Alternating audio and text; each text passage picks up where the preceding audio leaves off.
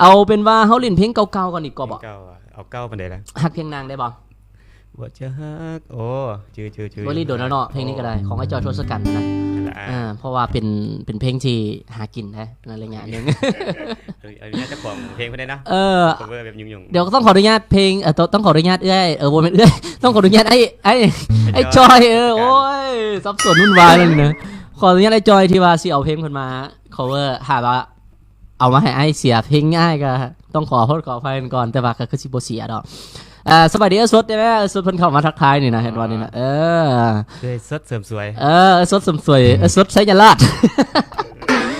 สดเสริมสวยสดเสริมสวยสวัสดีสดเด้อจัดไปเลยดีกว่าฮักเพียงนาง1 2 3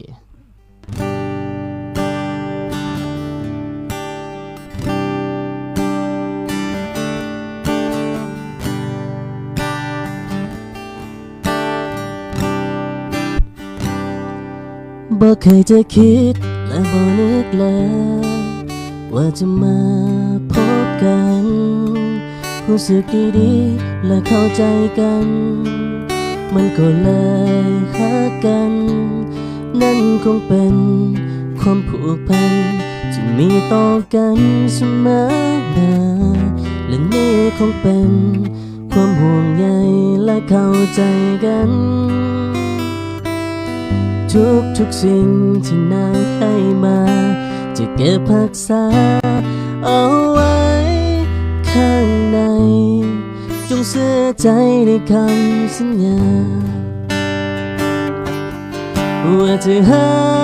กเพียงนางฮักนางตลอดไป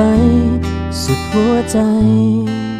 ของอ้ายมีแต่นางจากวันนี้ส่วนนิรันดร์จะฮักซื่อตรงทุกอย่างบ่มีทางที่อ้ายจะเปลี่ยนใจกว่าจะฮักและมั่นคงซื่อตรงต่อหน้าอุปสร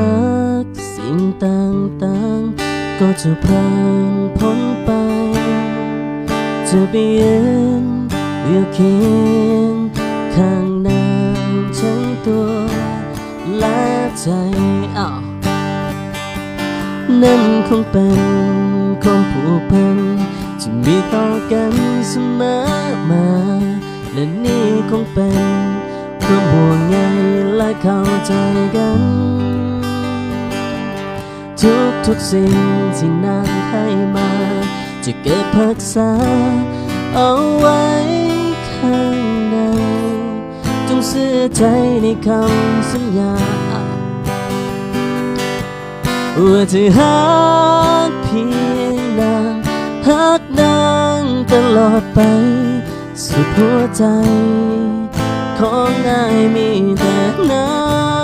งจากวันนี้ส่วนนิรันดร์จะฮักซื่อต้องทุกอย่างบ่มีทางที่อ้ายจะเปลี่ยนใจ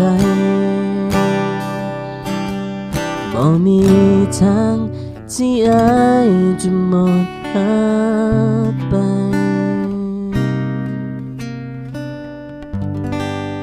Thank you